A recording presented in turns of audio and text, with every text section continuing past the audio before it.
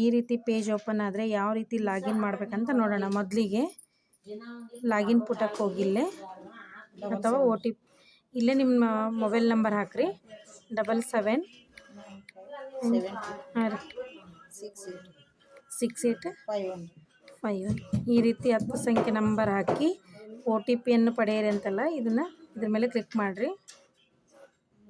ಇವಾಗ OTP ಹೋಗುತ್ತೆ.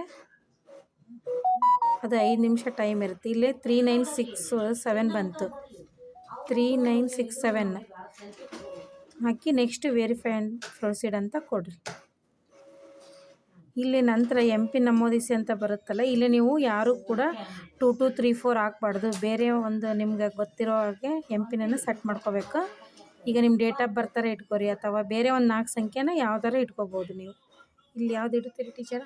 ಯಾವ್ದಾರ ಇಲ್ಲ, ಇಲ್ಲಿ ನಾನು 4/2 ಅಂತ ಇಟ್ಟೆ. ನೀವು ಎಲ್ಲ ಬೇರೆ ಬೇರೆ ಸೆಟ್ ಮಾಡ್ಕೋಬೇಕಾದ್ರೆ ಈ ವಿಡಿಯೋದಾಗ ಹಂಗೆ ತೋರಿಸ್ದಂಗೆ ಇಡಬೇಡ್ರಿ ಯಾರು.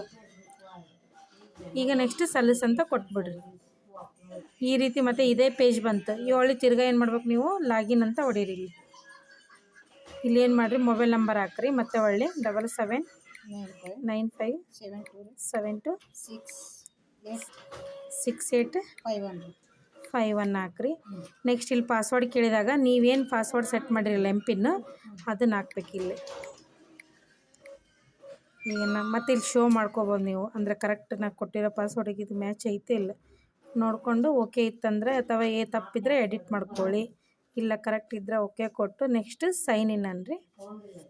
ಈಗ ನಿಮ್ಮ ಪೋಷನ್ ಟ್ರ್ಯಾಕರ್ ಆ್ಯಪು ಓಪನ್ ಆಗುತ್ತೆ. ಅದು ಇವಾಗ ಅಪ್ಡೇಟ್ ಆಗಿದೆ 21.9. ಎಲ್ಲರೂ ಈ ವಿಡಿಯೋ ನೋಡಿಕೊಂಡು ನಿಮ್ಮ ಪೋಷನ್ ಟ್ರ್ಯಾಕರ್ನೆಲ್ಲ ಲಾಗಿನ್ ಮಾಡ್ಕೊಳ್ಳಿ.